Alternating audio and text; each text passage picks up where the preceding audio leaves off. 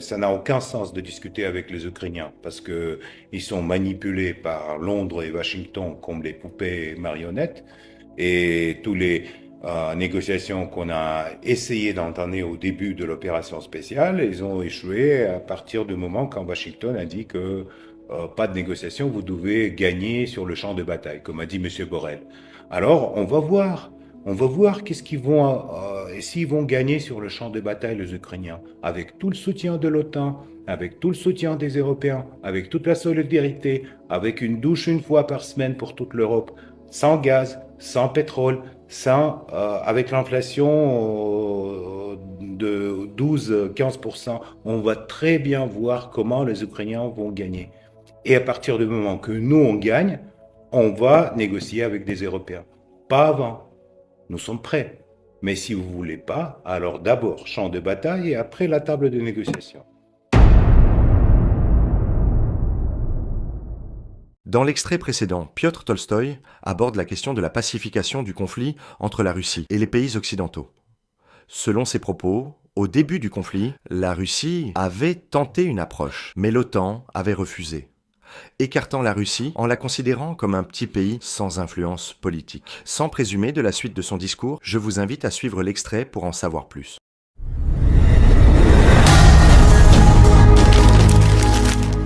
Je vous invite à nous suivre encore plus parce que vous êtes très nombreux à nous suivre. Pourquoi la diplomatie a échoué le 24 février 2022? Merci pour l'intérêt et pour les questions, parce que moi, je suis peut-être un des pas nombreux à croire à la continuation d'un dialogue franco-russe. Mais malheureusement, la diplomatie a échoué parce que l'Occident, les États-Unis et l'Union européenne, ils ont pensé qu'après la guerre froide, c'est fait, le monde sera basé sur les règles occidentaux et que personne, sauf les Américains et les Européens, ne va pas rien faire, rien dire, ne va pas faire la politique dans l'Europe.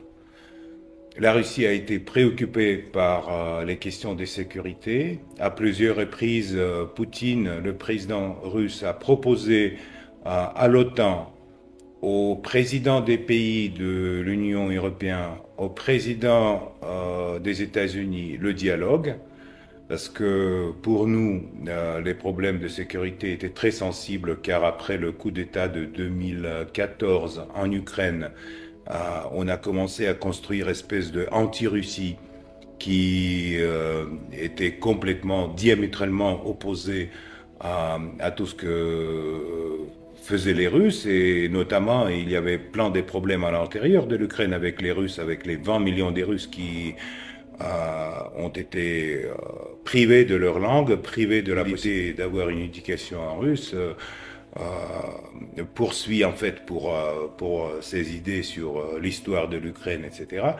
Mais à part tout ça, il y avait toujours la proposition de la Russie de discuter l'élargissement de l'OTAN, les problèmes de sécurité à cause de militarisation de l'Ukraine, parce que non seulement les conseillers militaires, non seulement les bases militaires, mais aussi la perspective d'avoir les bases de l'OTAN sur les territoires ukrainiens, pour nous, c'est une menace vitale. Comme vous le savez, le monde, la sécurité mondiale est basée sur la concept de puissance nucléaire qui en fait n'utilise pas l'arme nucléaire, qui seulement préserve le balance de menaces nucléaires.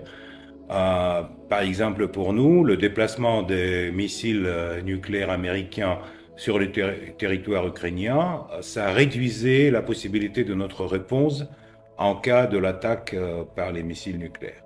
Évidemment, on en parle d'une façon, on en parle là maintenant comme théorie, mais pour les spécialistes militaires, pour ceux qui animaient les négociations autour de la détente à l'époque, avec la fin de l'Union soviétique, les négociations avec la Russie et l'Ukraine à Budapest, etc. Tous ces problèmes, ils sont bien connus. l'Occident a ignoré la préoccupation de la Russie.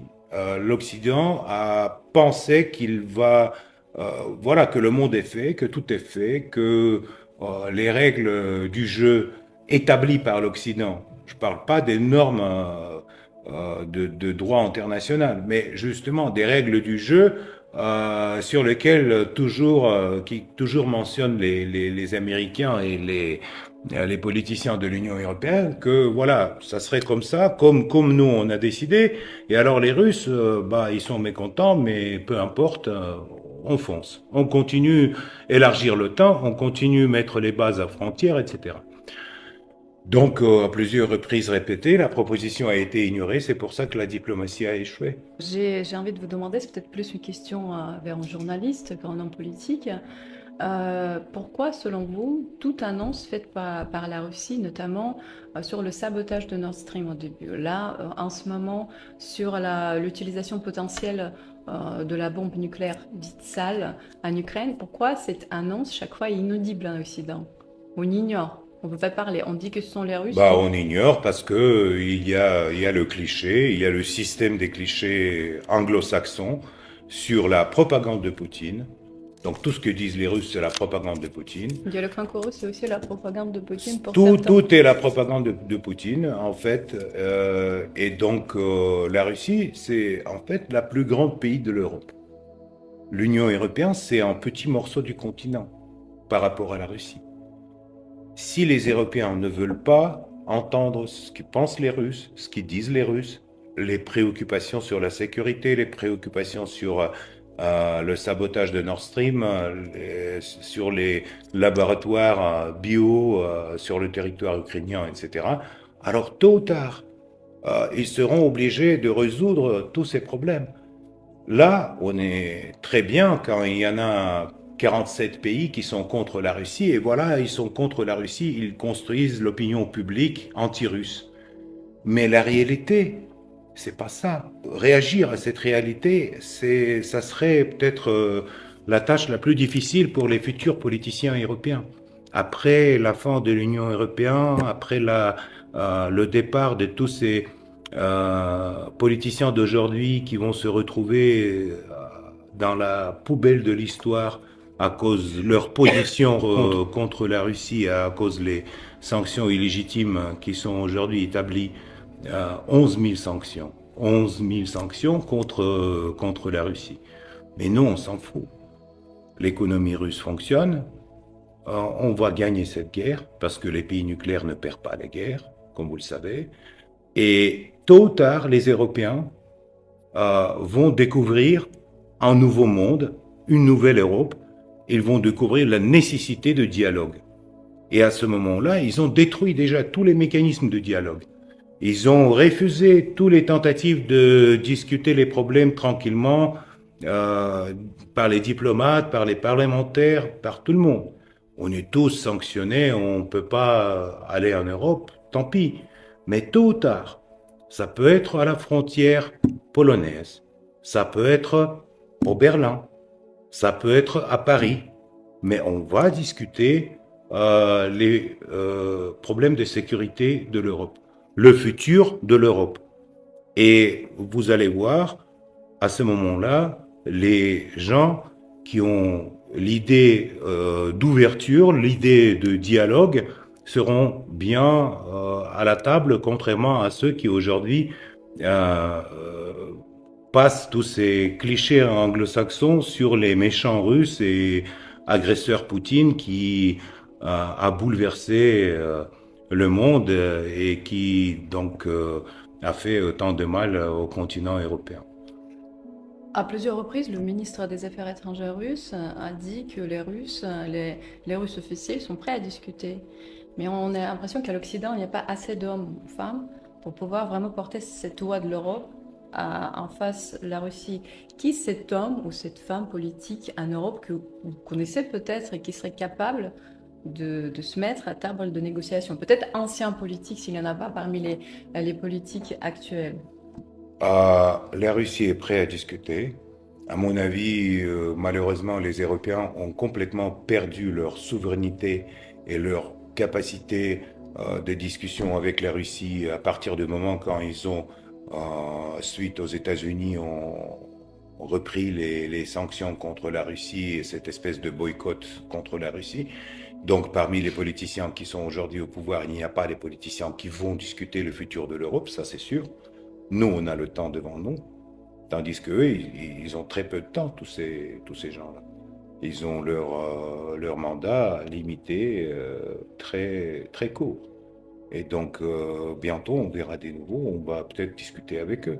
Nous, on est prêts à discuter, mais en fait, ça n'a aucun sens de discuter avec les Ukrainiens parce que ils sont manipulés par Londres et Washington comme les poupées marionnettes et tous les négociations qu'on a essayé d'entamer au début de l'opération spéciale, ils ont échoué à partir du moment quand Washington a dit que pas de négociation, vous devez gagner sur le champ de bataille, comme a dit M. Borrell. Alors, on va voir. On va voir qu'est-ce qu'ils vont, s'ils vont gagner sur le champ de bataille, les Ukrainiens, avec tout le soutien de l'OTAN, avec tout le soutien des Européens, avec toute la solidarité, avec une douche une fois par semaine pour toute l'Europe, sans gaz, sans pétrole, avec l'inflation de 12-15%. On va très bien voir comment les Ukrainiens vont gagner. Et à partir du moment que nous, on gagne, on va négocier avec des Européens. Pas avant. Nous sommes prêts. Mais si vous ne voulez pas, alors d'abord champ de bataille et après la table de négociation. En conclusion de cette vidéo, je vous remercie pour votre attention et vous encourage à vous abonner et à activer la cloche. À bientôt.